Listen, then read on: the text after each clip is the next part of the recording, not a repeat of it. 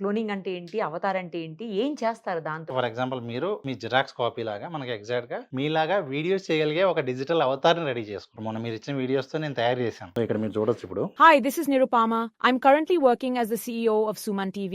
Although I studied MABL and could have become an advocate, I chose journalism because of my passion and interest in helping people. While an advocate can assist a limited number of clients, through journalism, I can reach and support millions.